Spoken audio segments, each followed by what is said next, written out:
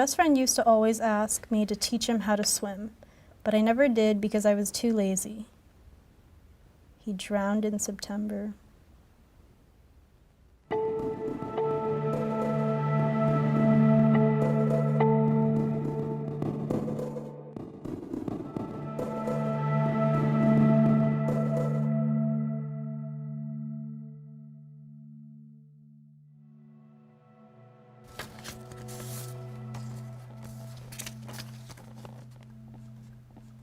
Being born in America to immigrant parents, sometimes I am ashamed of my family's broken English when I am out in public.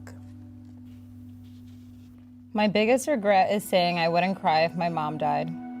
She was given 2 years to live if her health continued the way it was going. And I was too much of an angsty, self-centered teenager to worry about anyone but myself. I feel the pressure to do well in school and to get into a good college.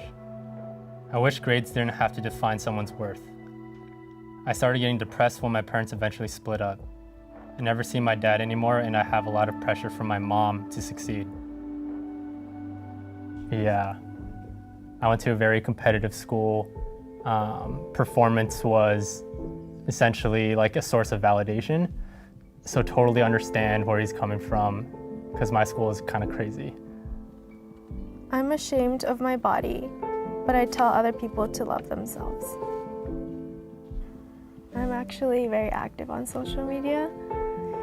It can be a lot of pressure because maybe I post something and it seems like I'm very happy, but deep down, I'm not having the best day.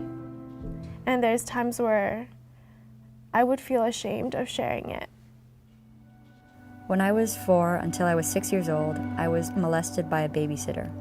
And when I told my father, he told me to be quiet about it. He said that as a female, my body is for men. This idea has stuck with me ever since.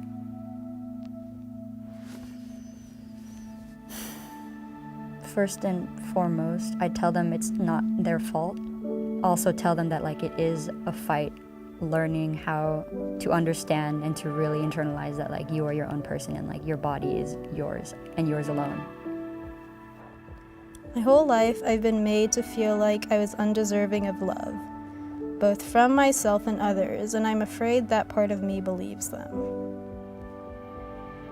Oh man, this one hits. When I was about 12 or 13, I realized what the word rape meant, and I just broke down. I remembered what had happened to me, and it finally made sense to me. And the fact that I was rejected from my own family, especially from my mom, led to depression. I had nobody to talk to. I can't even imagine. I think because there's always a question of, what could I have done to avoid this? I should have seen the signs, I should have stepped up, I should have said something. But at the same time, you never know how you're going to react until you're in a situation like that, and sometimes it's completely out of your control.